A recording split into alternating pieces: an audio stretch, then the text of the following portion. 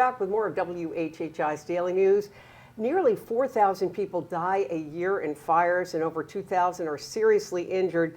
Here to give us some really great tips on how to educate our children if, heaven forbid, a fire happens so they will be safe is Public Information Officer of the Bluffton Fire Department, Stephen Combs. Boy, I almost didn't get that out. I apologize. That is a mouthful. Well, this is really good information because if your child is not prepared and something goes wrong, there's a fire or this smoke alarm goes off, they might run and hide under the bed, right? Right.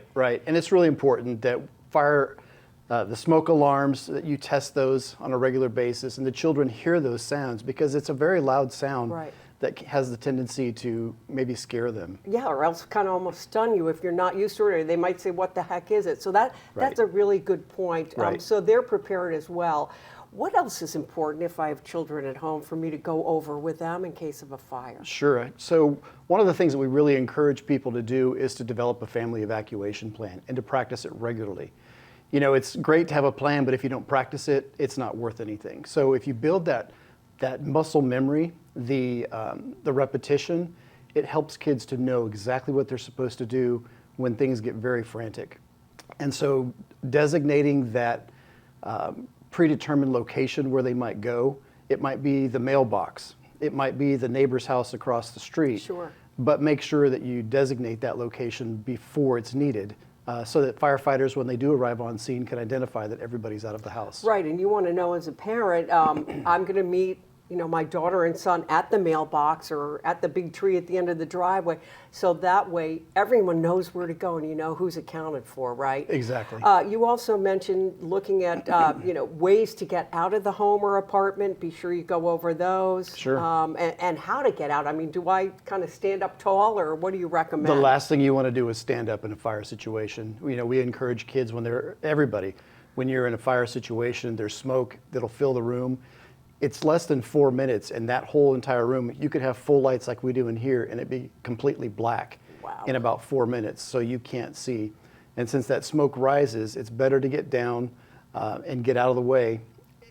When you get to the door, you want to use the back of your hand to feel for heat because the back of your hand's a little more sensitive than our palms.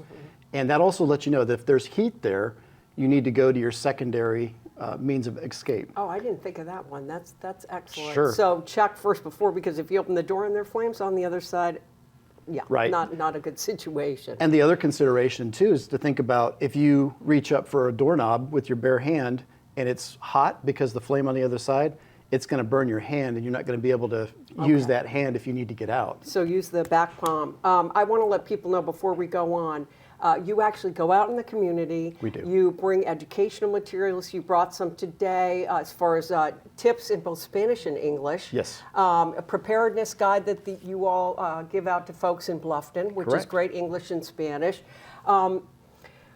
Why is it important for parents really to make sure their kids know what might happen? I mean, I know you told me you actually have people go with the full attire on, the mask, breathing mask, the oxygen tanks, the axe, but that's important for your kids. Why?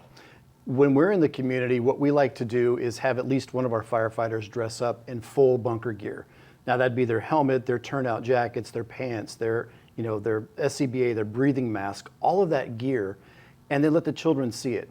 Because in a stressful environment, that could be very scary. But if we do that in a casual environment in a way that makes them feel comfortable, they can see that, and if an emergency occurs and they see the firefighter, they'll know that he or she is there to help them. If people are interested in having you come talk, they can contact you via the fire department in Bluffton. Yes, they can reach out to us. There's a contact link on our website, which is blufftonfd.com. Great. Stephen Combs, I also want to say, Stephen does not have stuffed animals that he brings everywhere with him, but you do this because you recommend, I'll say this quickly, that kids have or children have something that's of comfort to them in their exit kit or their emergency kit, so if something happens, they've got that stuffed animal or special thing right there. Absolutely. Hey, Stephen Combs, thanks so much for joining us. Thank you, I appreciate you. Okay, we'll see you again sometime soon. You bet. And we will be back in just a moment.